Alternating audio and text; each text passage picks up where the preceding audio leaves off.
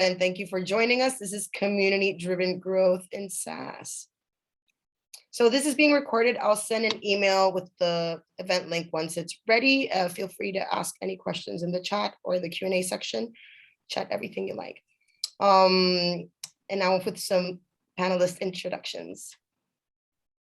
Hi, everyone. My name is Casey Baldwin, and I'm really excited to be here moderating this conversation today. I have built my career at the intersection of marketing and community building, working with startups around the country to help them both pinpoint their most resonant voice and scale the communities of brand advocates that they rely on. And today I have the privilege of continuing the work that I do now as the Director of Marketing and Platform at Bring Ruckus, where I get to, among other things, host really riveting conversations with thought leaders in business and technology and growth, like the experts that we have before you on the panel today. So with that, I will pass the mic to them and Laura. Hey everybody, I'm Laura Coscarelli. I'm an account executive at Higher Logic.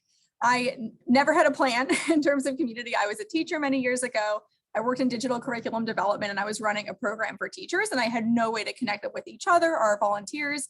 And that's sort of the first time I completely by accident 10 years ago built an online community to serve the people in my program. So I had no idea what I was doing. I didn't know what I was doing was community management. I picked a terrible tool, then a better tool, and then I found my community of other community people. And so it's just been such a wild ride and it's been incredible to be a part of this community for so many years now. So I ran teacher communities for many years and then I joined Higher Logic as a consultant a few years ago, helping teacher groups are still dear to my heart, but that's how I also then moved into SaaS communities and building out communities for medical groups. And then so many other, everyone's just trying to build an engaged network of the people that they're serving, but don't always have the right tool to do it. So I love early stage, reviving, refreshing communities, all of the different stages of development. And now I'm in a different role where I help groups select the platform and to build their long-term community homes. So yeah, so I'm excited just to nerd out and talk community with all of you today. Hey all, I'm Jillian Betlick, Director of Community and Documentation at Zapier. I'm actually pretty new to Zapier. I'll be 6 months next week, but this is my 14th year working with communities. So been doing this for a long time. And like I think everyone that, is probably listening and everyone that's a panelist on this, I didn't mean to end up in community. My background is actually in engineering. I was supposed to be an architectural and structural engineer, went to college for it, graduated, got myself an awesome job in support working with, really cool software, made a fuss, ended up with the keys to a giant community. And so, that's kind of been my journey. I've always worked with really technical communities, love UI, UX, metrics, analysis, psychology, all of that super cool stuff. I usually refer to myself as a community nerd. So I'm definitely kind of excited today to nerd out on some of the questions that we got and super happy to be here. Hi, everyone. Great to meet you all virtually. My name is Nisha Bakshi, and I'm the head of community at Gong. Before I give my introduction, just want to thank Laura Coscarelli, who invited me into this group and to be part of the discussion today.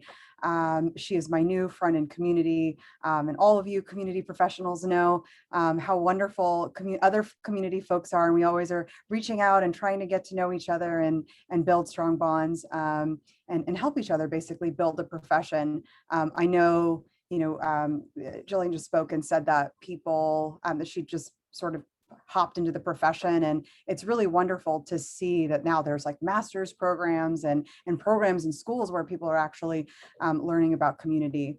My story is actually really similar. I was running a community meetup group for fun in 2009, and someone from Microsoft approached me in 2010 and said, "Hey, did you know that you could get paid to do this?" And I was just mind blown because I was working at a startup and I was getting paid peanuts, and I was like in my early 20s, and I was like, I didn't know that this was a job. And so, yeah, I spent probably the past 15 years, building my career in and around the developer audience, developer communities. And then when I landed at Salesforce, I had the opportunity to work with sales folks and realize, wow, this is really great. And then when I headed up marketing at a startup called Monte Carlo, I had the opportunity to use Gong. And I kind of had a moment to myself where I said, if there's a dream job that I could ever conjure, what would it be? And I quickly realized, well, if I could start a community team at Gong, that would be perfect. And thus me being here today. So just really happy to share my story and to learn from all of you as well. And Nisha, I love did a meet-see through Gong community just this afternoon. And so I was talking about you. So I just want to thank you too. It's real. There's the real connections that you can make with technology matching people. And I got to have this incredible conversation with another woman AE across the country. So I think that's just the real power of community. And we're like critiquing each other's LinkedIn profiles and talking about social selling. And so I think that's the real sort of magic of all of this, is it leads to real connection and real support too. That makes me so happy. Yeah. That's so meta. But it's perfect. It's wonderful. Thank you for sharing that story. Yeah. Oh, I love that. So the first question that we had submitted from our registrants today was, how did you end up in a community-driven role at your company? Which everyone kind of touched on it, but I would love to get a little bit more of the background. What previous experience do you believe helps you most in your current role? But also, I guess I want to expand that a little beyond like technical experience or things that you may have done in a job, and ask if there are any traits that you think are valuable in the community roles that you're in as well. Because what I heard, especially from Laura and Nisha, was that the community, nurturing community was something that came really naturally to you already. Whereas Jillian, it sounds like you kind of found a community and then we're like, oh, okay, I got to learn how to navigate it, right? Or built a community and then learning how to manage it. So yeah, would love to hear all of that from anybody who has thoughts. I can share. So for those like Myers-Briggs fans, I am an ESFPA. So if it's like nature and nurture, from a nature perspective, I'm an entertainer, I'm extroverted, observant, feeling, and prospecting. That's that. I think the other thing is that makes you successful in community and just in life is just being nice. And I know that sounds really silly, but I think that so often, especially in community, you're constantly bartering for favors and asking people for help and them helping you in return. And you like working together and collaborating. And I think just so much of that is just being like authentic and genuine, and also just like asking people like what you can do to help them. And then sometimes they're like, yeah, I really want to write this content piece for you, but I really just don't have the time. And I'm like, cool, can I spend 15 minutes with you just interviewing you? And I will take the Gong transcript and I will make a post for you. And all you have to do is copy and paste it. And so like that's the way that I like to work. But I'll let the other panelists answer that. Yeah, I think so. My first community job, my title at the time was I was a program manager at a nonprofit. And so I was running workshops. And so that I think for a lot of groups, if you're the events person, that's such an important engagement touch point that a lot of groups do start with, even if it's virtual events like this one or in-person events or workshops. That's such a core moment. And you're probably going to be in that role if you're organized, if you're a relationships person, if you think about content and experience. All of those things tell me that you're really going to, at some point, you're probably going to be able to transition to community work. And then my next role that was officially a community manager position was at a small startup SaaS company. And it was around recruitment. So how do you build a movement? How do you build a brand? And so I was in charge of building this pipeline of trying to recruit 4,000 teachers for this application. Then it led to our in-person sort of conference. And so how do you build relationships? I would get on the phone and just call and try to get people to complete their application, but also just listen and make them feel valued. And I can't tell you the number of times, I know we talk a lot about online communities, but just to pick up the phone and say, hey, I'm calling you from this company, that blows people's minds. And so I would even do that when I was at Osmosis. I would sort of ping out from Intercom. I'd send a little message. Do you want to grab 10, 15 minutes? I just want to hear about your experience.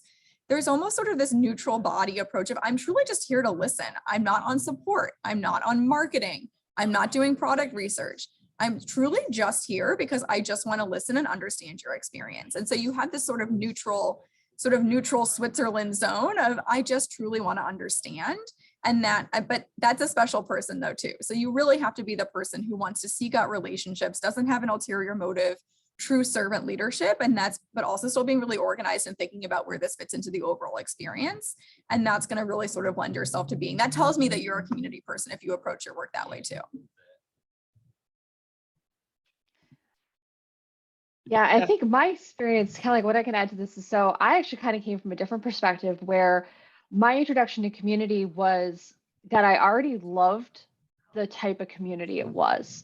Coming into my very first community job there, I'd already spent so many years being a super user, a volunteer moderator, all of these different roles on community. I didn't realize there was someone behind the scenes actually orchestrating all of that. And so I think probably the experience that really helped me the most throughout my career is that I've always tried to work with communities that me as an individual, as a person, I am actually legitimately passionate and excited about the thing that the community stands for.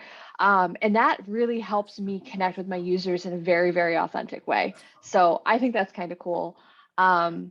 But yeah, and like that's actually driven my career. Like I'm very picky about who I work for, who's on my resume, because I want to be places that like I actually personally want to be part of that community. That resonates so much. And I think that, I wonder how common it is for people to have that path in community of being a part of the community and themselves and then becoming a leader in it. Because obviously, if you're passionate about it yourself, making sure that it continues to be a space that everybody can benefit from and really thrive within would come naturally from you. So that totally resonates. Yeah, and I always give that's one of the biggest pieces of advice that I give to you. If you're thinking about a community career, there's no barrier to entry. You can just jump right in. Just find the community that you care about, post there, respond to people. You're going to get scouted. You're going to be seen. That team or that company, especially if you're a customer of that company, they're going to view you as a champion because you are. They're going to see how you engage with people. They're going to see how you build relationships and how you write posts and your dedication to that group. And that really can be, I've seen so many groups hire from within, from one of their community members, because it's almost like an internship. Essentially, you sort of proven yourself before the job. And I always recommend that. It's also really hard to hire community managers. So if you're on the hiring end too, that's a really great way just to weed people out and see if there's someone. So start by scouting from your community, because that's a really, really great starting point. A great tip. I love that. Yeah, just to kind of like add to that is I'm sure someone on this call right now is thinking, I really want to get into community management, but I don't know where to start. I don't know how to get into it. This gonna sound like a crazy suggestion, but go find yourself a giant Facebook group that is out of control on something you're passionate about and go volunteer. And Laura knows this about me, but I know, tell this story. This is so great, Jillian. pure and utter fun, just because sometimes I miss the crazy moderation side of things. I help moderate and administrate the largest women's mountain biking group on Facebook. We have about 17,000 members in that group. And it's crazy, but it's something I do for fun. And ironically, it's something I actually mentioned during interviews. And people actually stop and they're like, that's a huge Facebook group. Like that's serious. And I imagine if I went back to the beginning of my career and if I'd walked in my interviews and been like, yeah, I've been a moderator for 2 years for the largest Facebook group for, female mountain bikers, companies probably would have noticed. So advice to all of you, go find a group that you're already passionate about, get involved, volunteer to help. Most groups are never going to say no to an additional moderator or someone with some strategy ideas. And it's a really, really great way to break into this field and also see if you like it and what parts you like. Jillian, that's a brilliant idea. Just brilliant. That's all I have to say. That was just brilliant. If we can go to the next question. Yeah, I think this is another potential barrier of entry that people have to deal with, is just getting buy-in from the people on your team, whether that's the executives and needing to get approval for budget or bandwidth to go and take care of your community, or getting your colleagues and peers on board. So how have you gone about, or have you ever needed to communicate the ROI and defend your passion for community and what it can do for the business? All right, this one, I'll tell my nightmare story and what I learned from it. So this is a SaaS company, very, very small early stage startup. And the founder, of course, wanted to demonstrate the ROI of the community. And so where I'm going with this is we did not have interconnected systems or the accurate data set up to access any of this. So we had the data guy, like he was pulling some reports. He would try to make these spreadsheets. We were trying to see how many advocates led to referrals. It was so hacked together. I think the amount of hours that we spent me trying to work with him to make these insane spreadsheets, we should have just been doing the work. Honestly didn't. It was so inefficient. It honestly would have been better just to not even worry about it until we had all the systems stood up. It was such an early stage startup. So I'm not saying it's not valuable, but we can all take it with a grain of salt and build a longer term plan. And for me, the earliest stages, I think of these as sort of 4 buckets. The most important one, I believe, no matter what, which is very hard to quantify and have a chart to go back to, is it's the integration across the business. That's my number one goal if I'm starting a community, especially at the beginning. Is this impacting the core operations of the main departments that it needs to hit? Is it impacting customer success? Is it impacting product? Is marketing happy? Is there some sort of support component to it too? I think I got all 4. Those are usually the top 4. But I want the community to be delivering some sort of outcome or impact across those 4 departments. Because then those 4 departments, my other next test is, if the community went away, would the business notice? Would the business be able to operate and run? And if the answer is no, I've done my job right. Ideally, I'm impacting all 4 of those areas where if the community, we lost it on whatever platform we're on, they wouldn't be able to do their jobs effectively anymore. And so that's really what I'm looking for at the core. So there's not really a chart or like an export or a graph for that, but that's the sort of most basic ROI that I can think of is product can't live without it, support can't live without it, marketing can't live without it, and customer success can't live without it too. Then from there, let's say we want to get more advanced. Ideally, then you do have these integrated systems. You have Salesforce and NPS score. I saw the comment come up, we're impacting retention. We have the charts in our graphs. Ideally, we are tracking a lot of this back to retention and satisfaction, probably, maybe even in marketing. Are we acquiring new business from the community? But the point is you don't need to have all these interconnected systems and the perfect reports and the perfect ROI reporting. Start with the most basic. Have we integrated across these 4 departments? Can they not live without it? Call it a day and start there. Yeah, and similar to that, I mean, I think there's so many different frameworks where you can apply those frameworks and say, okay, well, this is how I'm going to communicate ROI.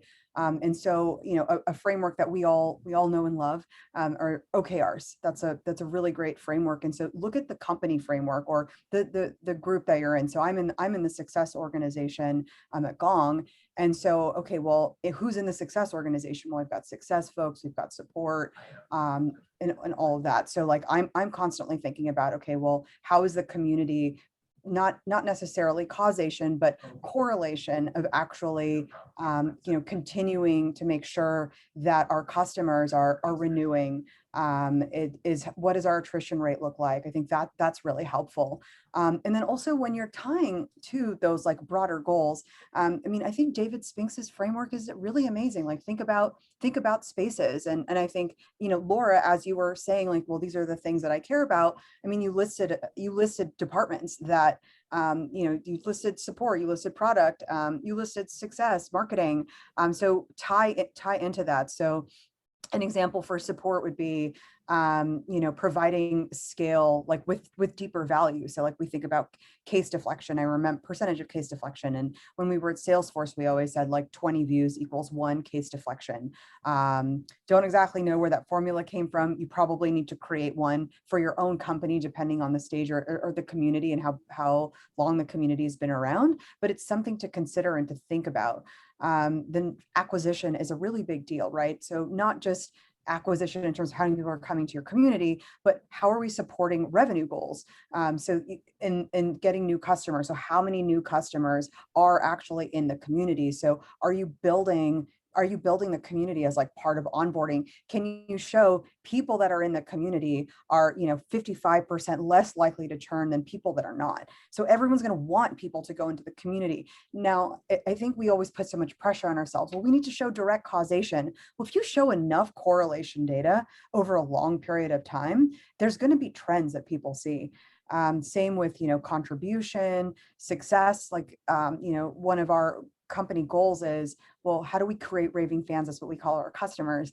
Laura, we consider Laura a raving fan. And so like, how do we continue to delight our raving fans? And so when we're putting together those OKRs at an executive leadership level, then I'm like, okay, well, this is how I plan. Like I can commit, for the community can commit X to like continuing to achieve that goal. So just always, like, anytime someone's like, well, we'll build aside how this is going to impact the company, just say, okay, well, what are the 4 things that we care about this quarter? What are the 4 things we care about this half? And then just map out programs that align to that, and you'll always be okay. Yeah, I very much agree with everything I've already, everyone else already said. But to kind of really simplify it even more is that when I tend to look at ROI and taking it up to my stakeholders, my leaders, I tend to look at 2 things. The first one is, am I speaking their language? Because the reality is that, I have definitely gone in front of leadership and been like, number of members and time to answers and all these things that I thought were super, super, super cool because I'm a community professional. But the reality is that that wasn't their language. And they just kind of stared at me and went, is that good? Is that bad? In fact, sometimes they thought that a metric that I thought was amazing, they read it the opposite because they don't work in my field. So that's number 1. Always, always, always try to speak their language. That definitely really, really helped. The other thing is, I like to look at ROI from 2 perspectives. The first one is your cost savings and your value add. A lot of times I see people tend to approach ROI from one or the other. They tend to forget that the community can do both. So for instance, with the Zapier community, we're in the midst right now of actually building out a very, very specific dollar value model. Like, hopefully by end of the year, we'll know exactly how much money the Zapier community is saving Zapier, in addition to adding to Zapier's, profit. And it was a really interesting conversation to go to the CEO with that and be like, okay, what behaviors in your mind add value? What things save us money? And to really understand, his perspective on that definitely helps. So I guess kind of the biggest thing I'd say is just keep it simple. That's probably my wisest thing I can possibly say when it comes to metrics is don't overcomplicate it. Don't go for the biggest, shiniest numbers. Go for things that you're very, very comfortable and confident about, and you're able to defend without getting really frustrated. Yeah, and that's something, Jillian, it was something you brought up, made me think of something that I worked on when I was in the consulting side was our customers don't always know how to, especially if you're new, how do you report to your executives and your board? How do you structure that conversation? What do you show? And something that we landed on that I helped design was you have the metrics, making it really easy to digest, having exactly what you said, Jillian, is this good or not? And so, right, because I can look at a number and say, oh my gosh, we're off the charts. But if the executive doesn't know, they might. So then you start to have this really contentious conversation. So we even did simple color coding compared to our benchmarks. That was really, really helpful to structure the conversation. In green, if we're above, yellow, and then red, make it super digestible. But then we also had a slide in pulling just maybe 1 or 2, I call them the warm fuzzies, pull those beautiful sort of warm fuzzy stories from your community too, of a really great interaction of somebody helping each other, a really great post about how much they love your product too.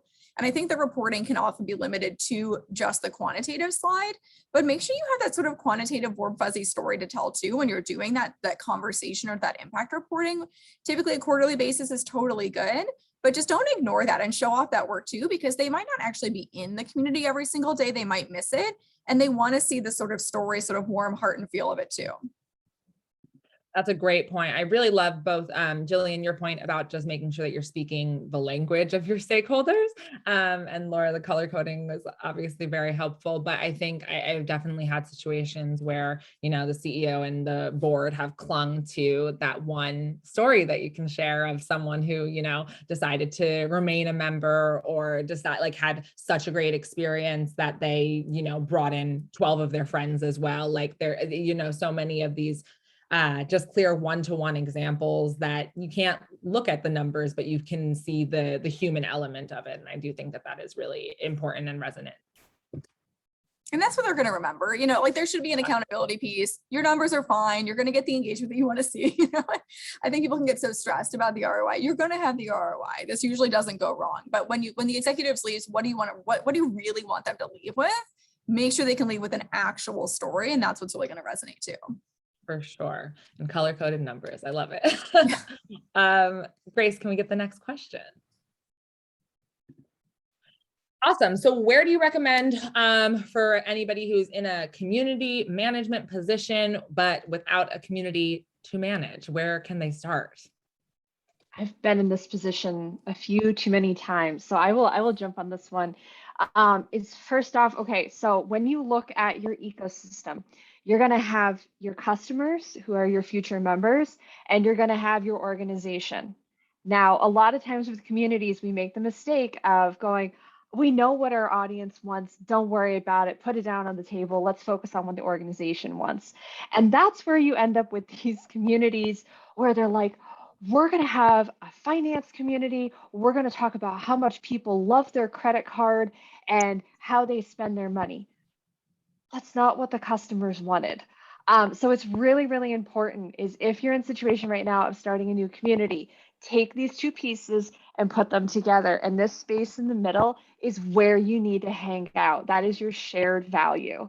Put yourself in the shoes of your customers. In fact, if you can, ask your customers, literally grab a bunch of them, sit them down and say, we're going to build a community. What do you want from us? What's that thing you wish the organization was having with you, like that conversation we were having with you? Then also do that to the organization and say, hey, what do you want? And if you can deliver that middle space, you're going to be in a really, really, really awesome location.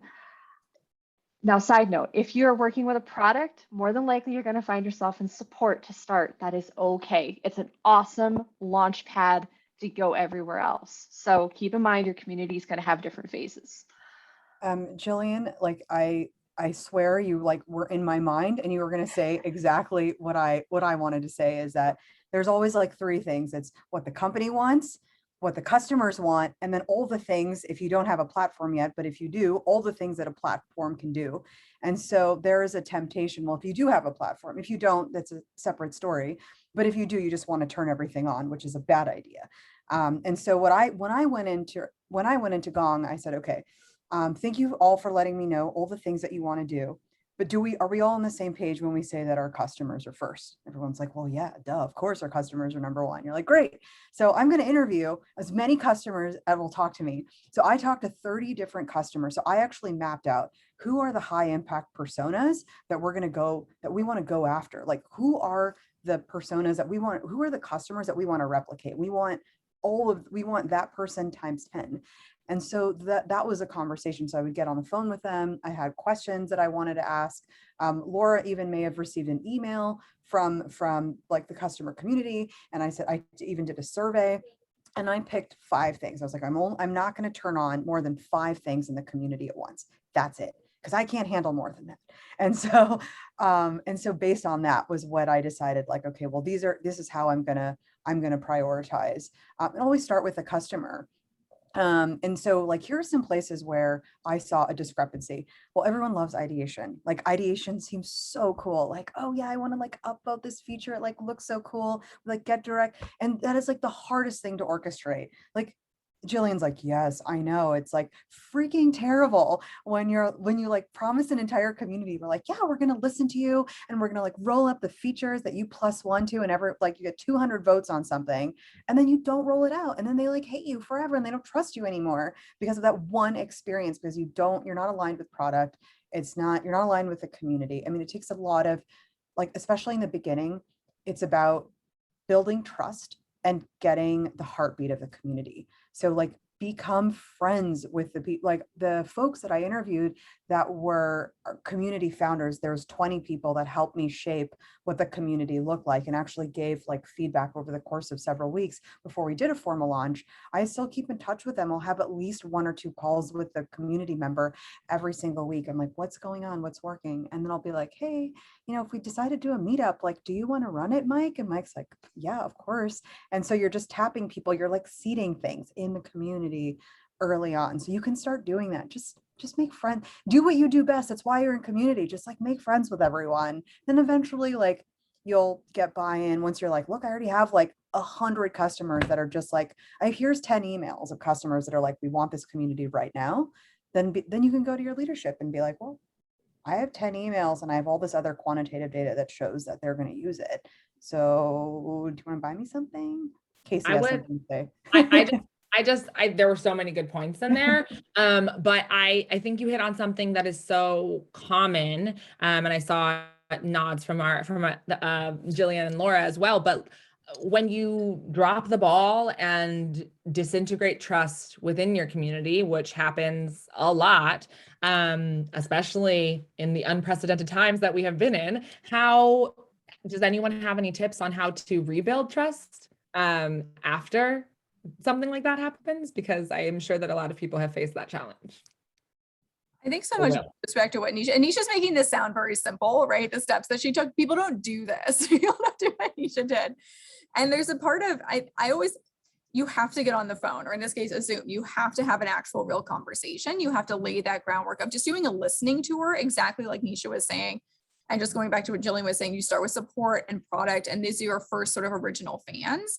Go slow. And I think that's what I always have a hard time with the ROI conversation so early, because the goal at the beginning is to simply nurture and truly just listen and understand and seek to understand, like, why are they there?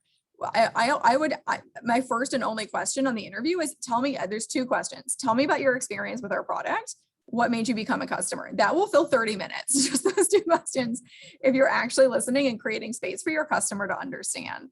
And so then if you've actually been able to lay that groundwork and demonstrate appreciation and genuine care, that's hard to fake. You can't, it's hard to say, if you haven't actually said thank you for your first discussion post, or thank you so much for submitting your idea, when something does bad, when the product doesn't work, or you're not responsive and product's not going to add it to the roadmap, when you have those more difficult moments, if you haven't laid that groundwork of genuine trust, genuine kindness, and genuine care, that's what's going to allow you to then grow and just have those more difficult conversations later on, because you've actually taken the time for trust. So I think that's really a message for leadership when they expect so many results really quickly. The goal, it's slow. You go slow at the beginning to go fast later on. That's so true. And that's why I've told my leadership, I'm like, listen, like right now, like the first 6 months, it's all about learning about the community, getting the heartbeat of the community. Who's in the community? How frequently are they posting? What are they asking about? And that way they have trust, like you have trust with the product team has trust with you. When you say, okay, well, I think it's time to do ideation now. And you can say, well, that's because, it looks like we're going into this segment and we're trying to target this persona, and 44% of the people in the community and are that persona, and 60% of those are the people that are engaging. So the likelihood of those people actually like helping with this process is really, really high. So you're not getting a whole bunch of people that are like, I don't really care what they think, and the wrong persona is upvoting a product feature that isn't where the product and the company wants the roadmap to go. And so that's what it is like trust. It's trust with your community, but it's also trust with your internal stakeholders. And so for ideation, and I keep bringing up ideation because it's top of mind for me. And so what I've said is, look, we're not going to roll out ideation, but I do think that it's important for our community to know that we care what they think and where they think that our product should go. So I literally just MVP'd it, rolled out a Google form, talked to my product team, and I was like, look, I'm just going to put a Google form in here, and anybody can request, anybody that's in the Gong community that's a customer can request a product feature, and they just take a look at it once a week. And then when we do a release cycle every month, now what we do is we'll actually tag a community member. And by the way, our community is only 2 months old. And we'll tag a community member, and we'll say, like, thank you to Nick Mandelstein, who like was the inspiration for this feature. And we did all this without ideation. So like, then the community is like, oh, they're listening to us. This is really nice. And that's what you want. People just want to be heard. I digress a little bit there, but I did want to share. No, Nisha, that's so beautiful. That's such a beautiful story. I love that story. And it's so right. I always like, I know I work for a company, right? But it's community first, platform second. Start with the simplest, freest tool. Just keep it simple. Just fill out the form, send it to product. The goal is exactly what you described, which is the responsiveness and the personal touch and that loop back. Because now that community member is going to engage again. It's probably going to blow his or her mind that Gong, and I think of Gong as this huge, right? Huge company, they're listening.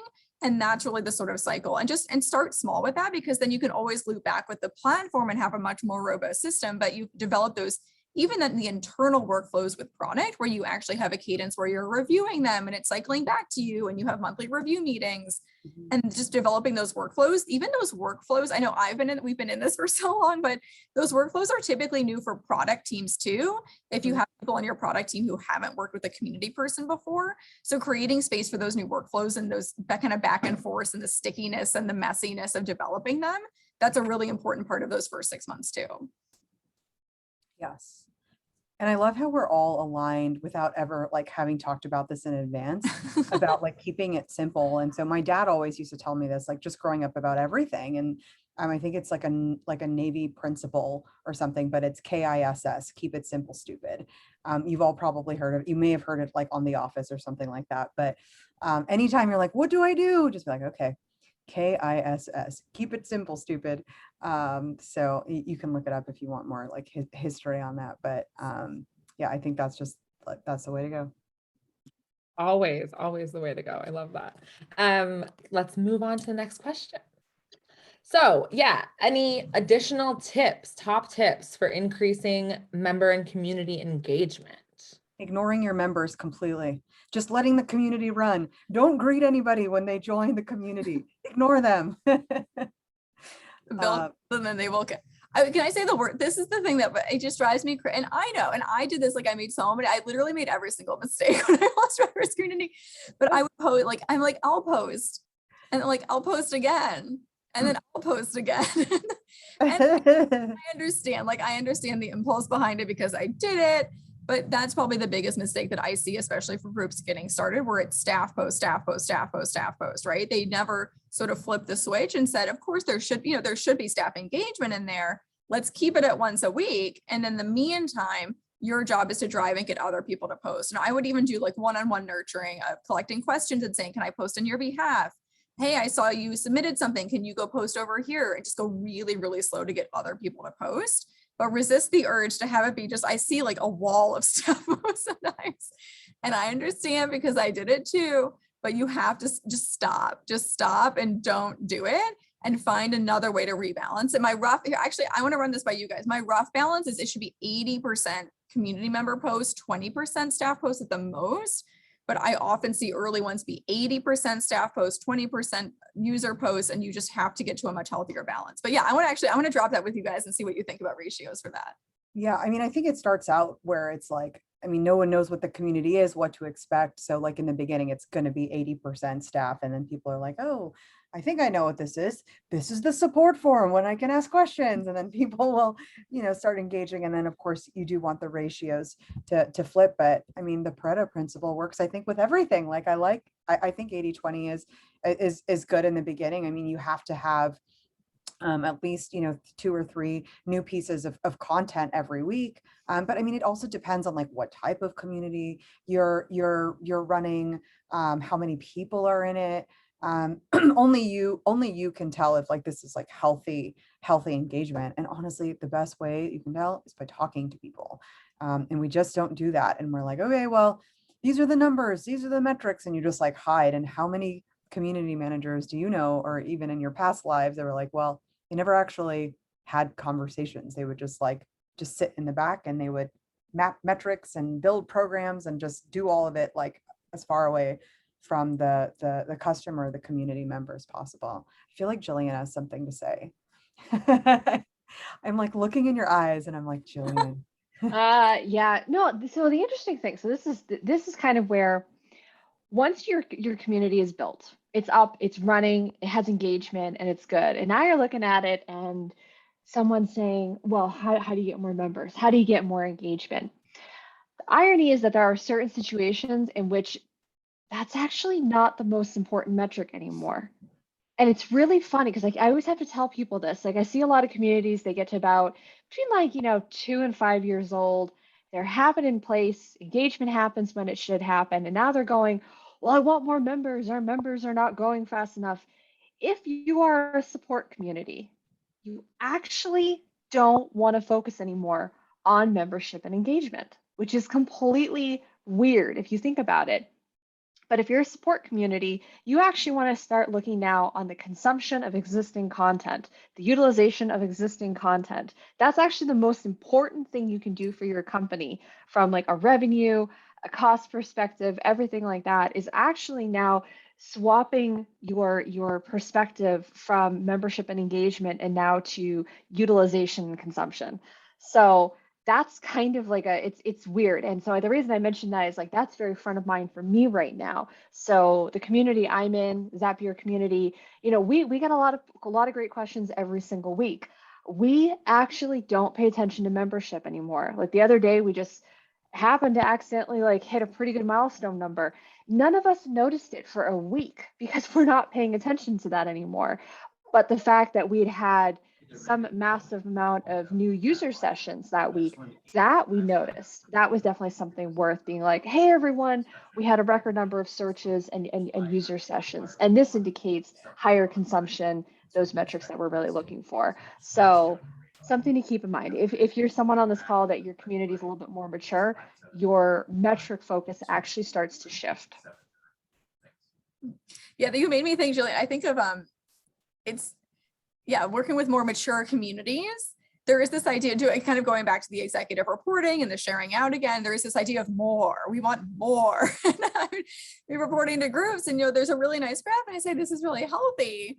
But they went, no, we want more engagement, more. And you're like, well, no, but we're in a really good place. So I think that's a really good point to not be defensive and let's take a really big step back to the business goals. It's always good to revisit those every 6 months anyways. What are we trying to do? Are we trying to move the needle on success? Are we having issues with retention? What's the business goal that we're trying to achieve? Are we trying to generate more leads and support sales now? Are we trying to generate more product ideas? And just taking a moment to reset. Because if you're getting that feedback from your executives, that's tricky. That's a tricky situation to be in. If it's just simply a blind more, it has to be. I've had groups not be satisfied until 100% of people in their database have logged in and are posting on every day, right? Like, so you have to kind of take a moment and just reset on those expectations. But going back to the business goals can help you adopt not as a defensive of a posture when that's not realistic and that's not appropriate. It's not going to happen. That's also how burnout happens, right? And community managers burn out really quickly because they're like more and more and more. And I think when people ask you to work harder, then work smarter. When people ask you to work smart, then work different and think, okay, well, how can I be different? How can I roll something out differently that will still conserve my energy, but will still get some results? Like people don't care that you have 15. Well, we have 15 posts this week and yesterday, or last week we had 8 posts and like we doubled our posts, and people like don't really care. But if you're like, hey, well, we decided to do like, a really cool, I don't know, like a poll and a live video in chat, something, we did some cool embed widget and I rolled this cool thing out with product. Like it's a little bit more collaborative and like a little bit more masterful. But I think that there are ways that you can show that like community still making impact without just like doing just a ton more stuff in the community. Like how do you build around the community to make the community more successful? Like I have another topic around growth, but I won't go there yet. And I think we have more questions to go through. Are you sure? Well, yeah, I mean, maybe this is something that I'd love to get, like, your feedback, the three of you, is I've been seeing more like growth, like community growth positions pop up. And I've seen this in actually pretty much like every sector of the business is like, oh, like, especially in marketing, like, oh, like we've got like a person that's responsible for growth. Like, we have a product person and they're responsible for growth. And it's like, what does that even mean? Like I believe for community, like we are all responsible for growth. Like if you do a great job with like content and programming and like listening to, your community members and figuring out what they want and then helping initiate that, I feel like growth naturally happens. So I really think it's unfair. I've seen so many of my friends and colleagues in the past who are in these like growth roles that just kind of like get stuck with the bill when they're not getting more. It's like, well, it's that person's fault. They're responsible for growth. And it's like, dude, no, gender neutral, dude. No, we're like, we're literally all responsible for growth. Like, this just not, it's just really unfair. So anyway, when I was devising headcount for next year, I was like, we will not hire someone for growth because we are all responsible for growth, just as an FYI. And people were like, well, we didn't know that you, like, well, thanks for that, like, sharing this information. But anyway, I was just curious other people's thoughts on that. Yeah, for sure. I know. I think a mistake. So I'll step back. So when I was a community manager, I would get shuffled between departments depending on the focus area for community. So sometimes I was on customer success, which I do believe should really be the home for a community. I feel very strongly about that. Sometimes I was on marketing, but when I was in marketing, of course, marketing just wants me to essentially just farm the community for stories. And they're like, go get referrals from your community members. And so that doesn't work. It doesn't work to house community under marketing, because it really, really needs to be about the experience. Because if we're delivering an experience, we all know that whatever percentages of business that come from referral, that's where it's going to come. So the core need, and I know, Nisha, we've always talked about this, but the core need, it has to be about delivering that superior customer experience, because you're going to get the growth that you want to see too. You can work in partnership with marketing. I think there's an interesting structure now in community teams. If you have a director of community, you could have a community manager who's in charge of nurturing the community on a day-to-day basis, doing moderation, just kind of doing that day-to-day work. I think there could be another role under the director of community there that does focus much more, maybe just a really heavy content person who's interested in collecting those stories, telling those stories, maybe the nurturing, doing the one-on-one conversations, maybe more of a relationships person. I think as you're building out a more robust community team, there could be a role for that, but it has to still come always back to the customer experience component of this. And then it's a secondary part of it to serve marketing too. But yeah, I think that's I don't want that job. That makes me nervous to just be the community growth person if you don't have the experience in place too. That definitely makes sense. And I think it makes sense what you're saying about having community live under customer success, because one of the themes that I've heard from you all so much is just listen, right? And I think there isn't a better way that I've seen to really stay close to the heart of the feedback that's coming into the community than, I mean, obviously, you know, being in the community itself, but so often customer success hears the problems first, right? So it's nice to be plugged in there for sure. Awesome. Let's move to the next one. Thoughts on exclusivity and community building and community management. And I think we all understand, you know, there are communities that rely heavily on exclusivity as part of the appeal. Is that a component in yours? How do you think about exclusivity in your communities?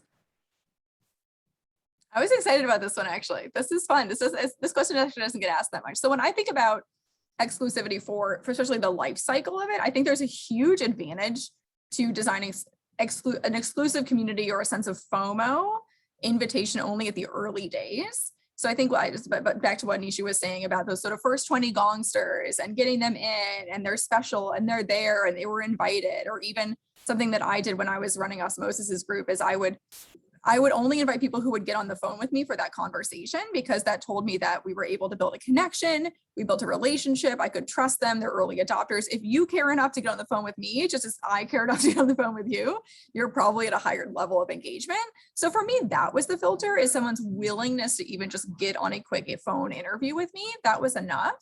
And I didn't have necessarily like an application form and other filters, just that layer of someone taking the time and the investment to share their feedback with me and share their experience told me that they were going to be a really great sort of first stage early community member. So for me, that was how I was defining exclusivity in the early days. And that worked really well, because then we had this really great cohort of people who all really wanted to be there and had passed a bar in a way, but the bar was just their investment and their willingness to be open and share. So for me, that was the best way to structure it, that I would still recommend that to anyone in the early days. That's a great reframe of exclusivity in terms of just the bar being your passion and interest to be a part of the community. That's great. And just get on a call. Like, you just have to get on a call. Totally. Just get on a call. Yeah. Anyone else have thoughts on that? That's hard to scale though. That's hard to scale. True. Yeah. Yeah, I've definitely kind of struggled with, like, I know there are communities out there that are very exclusive. And I see reasons for some of them. I think it really depends on what type of community you're working with. Like if it's a community of passion or interest, there's definitely an opportunity to maybe make it something that's like, it's cool. It's a club. It's almost kind of like back when you were in high school. And I'll admit I was on the robotics club. It was a very exclusive thing to be like part of the robotics club. I told you I'm a nerd. I warned all of you. Don't be Anyways, too cool, Jillian. Don't be too cool, Jillian. Whatever. I mean, I was Olympiad, the so I'm like, I was the captain of the robotics club. Like I was that cool. there you go. Anyways. Anyways, so like there are definitely times where like it can be cool to be part of a club. But if you're doing something that's like a community of knowledge or innovation or support, I would not be exclusive. Be as open as you possibly can. There's obviously opportunities to have exclusivity in those open communities though. So for instance, maybe a group for your super users, maybe you have different special groups for verticals. You know, there could be opportunities for clubs, but I would really, if I was in any other situation, I would stay away from being exclusive. That is a big thing for me. It's like I really think communities work because they're all about being open. I mean, if you move into a new neighborhood next week, you're not going to want, you know, your new neighbors to come out and be like, you're not part of this club. Like you're not going to want that. You want to be an open community where it's easy for you to get involved, to be part of it. And so I think our digital communities, our digital neighborhoods need to be the same way too. Yeah, and I think for me, when I first heard this question, I was like, oh, how do I answer this question? And I don't really think it's about exclusivity so much as it's making people feel special in the way they want to feel special. Kind of like, okay, well, you know, you're sometimes, and a lot of times this is like on like this, it isn't unscalable, especially like in the beginning of a community, which is like, you know, kind of where I'm at. But I think it's really just understanding, and I don't know why the book, The Five Love Languages, comes to mind. But it's really just like showing your community members like how in certain community members, why they're special and they're important to you, and making them feel special. And so, you know, greeting every single person that like will come to the community, and like with a personal note. I mean, I think that is a way to breed that foster, not breed, but foster that sense of like feeling special, and the exclusivity, or telling someone like, hey, like you're one of like the first, like, you know, 100 people to join the community. You're so cool. Thank you so much. And so it's not necessarily like, you don't have to build a program around exclusivity. I think you just have to make people feel special for wherever they are in their journey. Exactly tactically what that looks like, I mean, I really think it's up to you, like in your community and in what you want to do on the fly. Like we just surpassed our 1,000th community member on Gong, and I'm going to send them a note and then send them a gift. And like, hey, like you happen to be number 1,000. Like, remember when like the grocery stores, if you were like, I don't know, you got as close to $1,000 as possible, or I don't know, whatever, like they would have like confetti and stuff. Like, I don't know, just making people feel like it's exclusive. Everyone wants to feel that way. Well, I think what you hit on that resonated with me a lot is that I think of like that it's really about making people feel special, and that exclusivity is one way that people can feel special, like being a part of something that other people can't be a part of. But there are so many other ways to make people feel special that can be really inclusive, or like Nisha, your real example, really random, right? Or Laura, based on their, again, willingness to participate, and less about, you know, any type of qualifications on their end. So I think you all hit really wonderful points there. I want to be respectful of time as we are getting to the end of it, but if we can go to the next question, if we could rapid fire, is there one piece of technology that you just couldn't imagine managing your community without? I know that we talked about it being way beyond the technology, but for those who are trying to be more like you and manage their communities better, what are the pieces of technology that you rely on daily? I would just say Meetsy. Laura called it out in the beginning. Love that.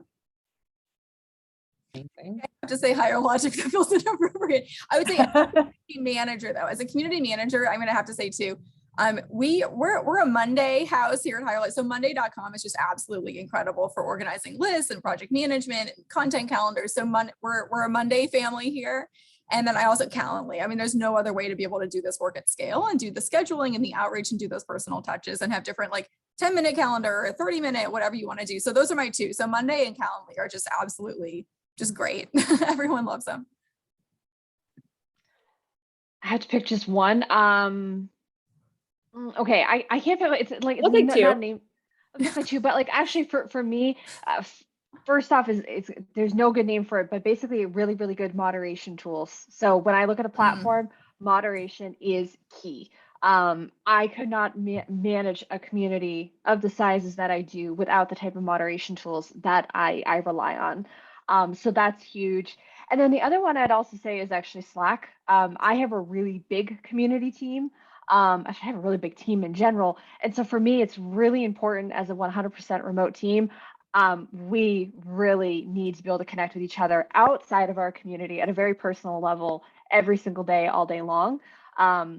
Lots of memes and emojis and random things about cookies and mood rings. Don't ask, I don't know why. That's really important to us. So yeah.